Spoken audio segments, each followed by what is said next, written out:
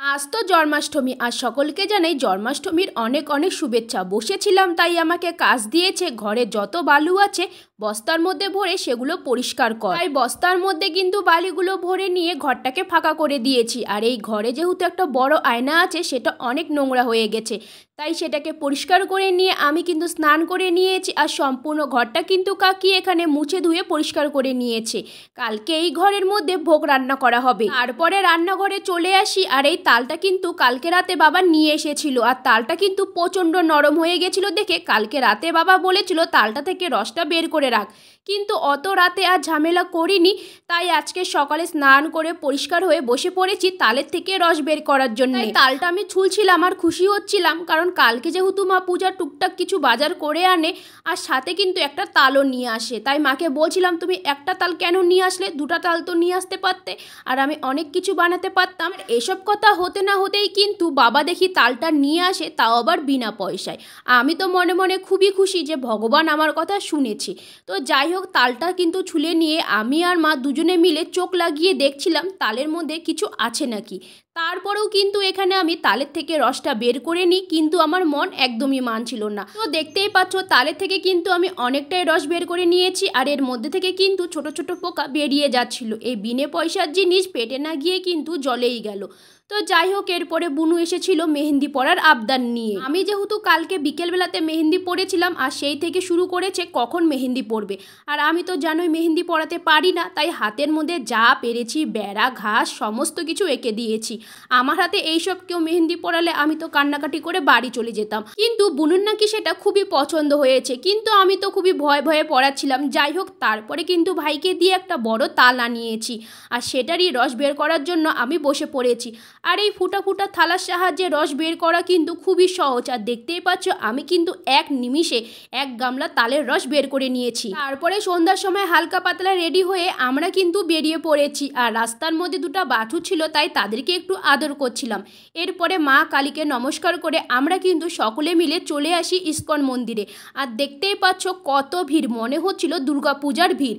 যাই হোক, আমি কিন্তু মন্দিরে ঢুকতে না ঢুকতেই কিন্তু ঘামতে শুরু করে দিয়েছি। আমি কিন্তু প্রচণ্ড ঘামি। আর মন্দিরে ঢোকার জন্য একটা সিঁড়ি করে উঠছিলাম আর 10 মিনিট করে দাঁড়াচ্ছিলাম। আর মন্দিরে ঢুকতে না ঢুকতেই কিন্তু মনটা খুবই জুড়ে গেছিলো, কারণ মন্দিরটা খুব সুন্দর করে সাজানো হয়েছিল।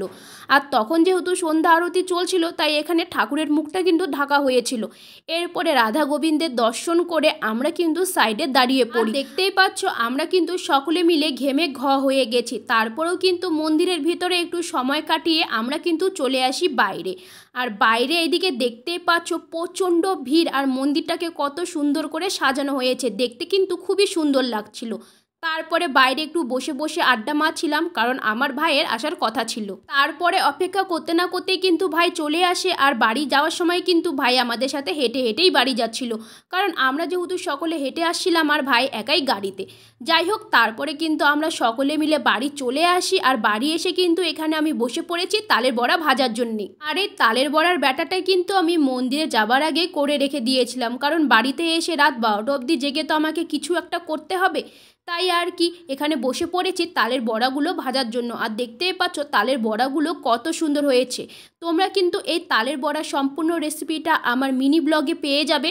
আর দেখতেই পাচ্ছ প্রত্যেকটা বড়া দেখতে কতটা লোভনীয় লাগছে। এরপরে রাত 12টা বাজতে না বাজতেই কিন্তু গোপালকে স্নান করার এখানে সমস্ত কিছু জোগাড় করা হয়ে গেছে। তাই সবার প্রথমে বুনুর ঠাকুমা এখানে গোপালকে স্নান করিয়ে দিল। আর বুনু মুখ ফুলিয়ে বসে আছে, কারণ বুনু সবার আগে গোপালকে স্নান করাতে চাচ্ছিল। যাই হোক, বুনুর ঠাকুমা কিন্তু সবার প্রথমে গোপালকে স্নান করায়। আর গোপালকে স্নান করানোর জন্য যা যা দরকার সমস্ত কিছু কিন্তু এই দুধের মধ্যে একবারে দেওয়া হয়েছে। এরপরে কিন্তু বুনুর হাতে গোপালকে দেওয়া হয়েছে। আর বুনু দেখতেই পাচ্ছ কত সুন্দর সবার প্রথমে গোপালের সাথে খেলা করলো।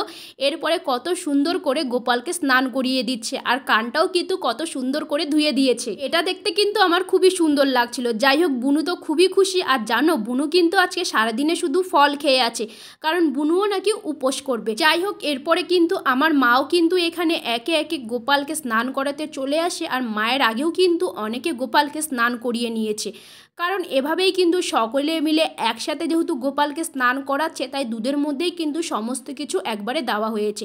আমি এত কিছু নিয়ম জানি না, কারণ আমাদের বাড়িতে গোপাল নেই। বুনুদেরও কিন্তু এটাই বাড়িতে প্রথম গোপাল, তাই বুনুর ঠাকুমা এখানে যেভাবে শিখিয়ে দিচ্ছিল সেভাবেই কিন্তু আমরা গোপালকে স্নান করাচ্ছিলাম। তো এখানে দেখতে পাচ্ছ মায়ের কিন্তু গোপালকে স্নান করানো প্রায় হয়েই গেছে।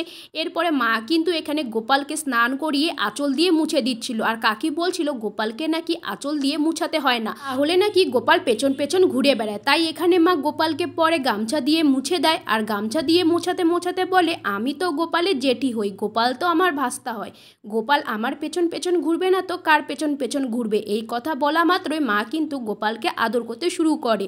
আর এই কথাটা কতটা ঠিক বা কতটা ভুল তোমরা কিন্তু অবশ্যই কমেন্ট করে জানিও, যারা এই বিষয়ে কিছু জানো।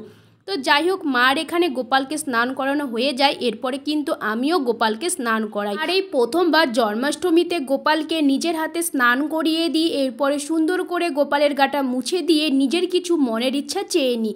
জানি না সেটা কোনোদিনও পূরণ হবে কি না। তারপরে আবারও ঠাকুমার হাতে গোপালকে দিয়েছি, আর গোপালকে দেখতেই পাচ্ছ তারপরে কিন্তু তেল আর হলুদ দিয়ে মালিশ করানো হচ্ছিল। আসলে গোপাল যেহেতু বাচ্চা, তাই স্নান করে তাকে মালিশ করানো হচ্ছিল। এরপরে কিন্তু সকলে মিলে সুন্দর করে গোপালের সাথে খেলা করছিল। তারপরে কিন্তু সকলে মিলে একে একে গোপালকে দুধ খাওয়ায়, এমনকি আমিও কিন্তু নিজের হাতে গোপালকে দুধ খাইয়ে দিই। আর দেখতেই পাচ্ছ এখানে কত সুন্দর লাগছিল গোপালকে।